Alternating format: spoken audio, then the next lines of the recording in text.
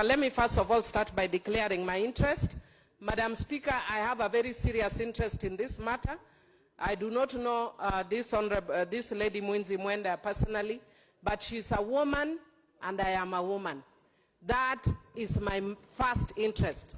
Secondly, I'm sad that the honorable member is leaving before he hears what he asked me to declare my interest. I have said my husband is Zimbabwean and I do not have dual citizenship.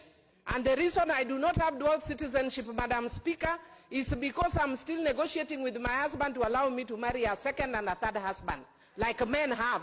And when he allows me, I will come and change the law. And if I change the law, then I will declare my dual citizenship or triple.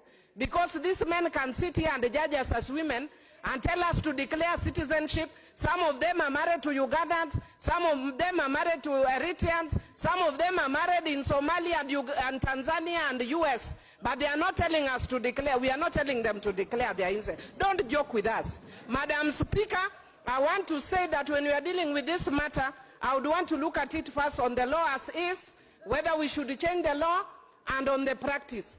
And Madam Speaker, on the law as is, I want to say if you look at Article 78 of the Constitution, sub-Article 1, it says a state officer or a member of the defense forces shall not hold dual citizenship. But if you look at 78.3, clause 1 and 2, it says clause 1 and 2 do not apply to be any person who has been made a citizen of another country by operation of that country's law without ability to opt out. Madam Speaker, the reason why I'm saying that is something that is still up for the court to interpret is because ability to opt out is very wide. The fact that I may not have time, requisite time, may be an ability not to opt out, because America also has its process for denouncing. Madam Speaker, I can also argue that if I have a running stomach, I do not have time to opt out. Madam Speaker, the law, you can interpret it widely. Give that woman a chance so that the court can interpret that. I'm sure that has not been espoused in that appeal decision. Madam Speaker, the Parliament has done an enabling legislation, and I would want to say that if you actually looked narrowly to the law, then I would agree with the committee. But Madam Speaker, if you look at the law widely, then that lady has options, especially in a fast and changing world that is globalized. I know I sat in the committee that came up with this constitution, but what informed our minds then were different set of circumstances. The world is moving too fast. Half of the members of Parliament have children who have other citizenship. So perhaps it is time to look at the law as it ought to be, not at the law as is. So, Madam Speaker, I may agree with the committee that if you take a purist approach of law, that you can go that way. But me, I'm a naturalist in law. The law was made for man and not man for the law. So we should do the law in a manner that serves Kenyans. Madam Speaker, having said that, I want to agree with Honorable Sabina Chege that the problem is we always follow double standards. I'm not saying that we should disobey or disregard the law.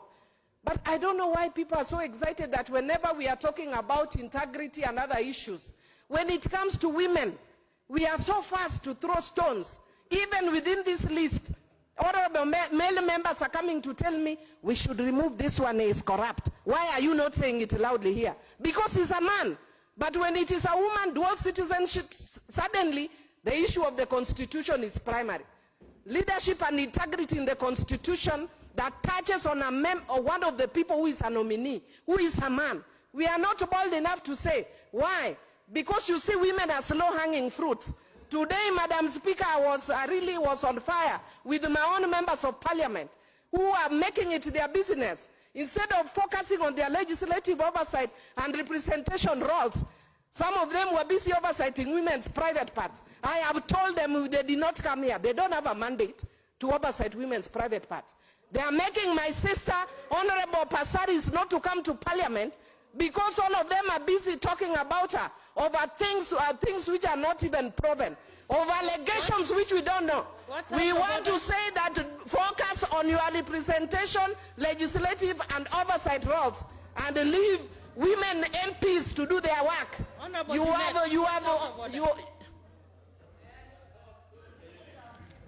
Can I continue?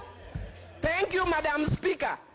I know Honorable Junet wants to support his male colleagues, but I want to tell you that on this one, you are my leader, but I want to tell you that in terms of ranking, I am your senior, and I want to tell you private party is parliamentary language, Madam Speaker. So I want to tell and I want to repeat to the male members, you are not appointed, you are not elected, even the ones who are not in this house, to oversight women's private parts. And I want to ask the Speaker of the National Assembly that there was a play that was brought in this country called V Monologues. Let it come back to this country so that men can discuss the V Monologues and leave women alone. And you focus on your primary roles as male MPs. Leave women alone. What is out of order, Honorable Junet? Thank you, Madam Chair. Madam Chair, this House, we must respect and debate with decorum, Madam Speaker. Madam Speaker, is it in order for the member to say that male members of Parliament are sometimes oversighting female private parts, Madam Speaker, on the glare of camera inside the House, Madam Speaker? Madam Speaker, that cannot go unchallenged, Madam Speaker. And it must be expunged from the records of the House, Madam Speaker. This is not a village, Madam Speaker, assembly. Honorable Millie, did you say that male members of Parliament are oversighting? I told him, I have said, and he should listen carefully.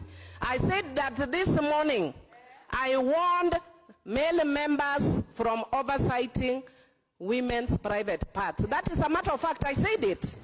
So you cannot tell me to withdraw what I said. It's a matter of fact that I said it in another forum. And the reason I said it is in relation to double standards.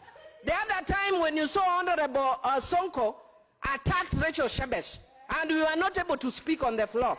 Now she's on Esther Passaris, and we want us to keep quiet. And nobody is talking. Some of these men have 10, 20 women. Nobody is talking about them. But when you hear a woman that Esther Passaris has said, I love you, how are you interpreting I love you? There is agape love and other forms of love. And I want to tell you, Madam Speaker, that I love you, but I am not a lesbian. So let them not interpret for us I love you in their own words. Don't joke with us.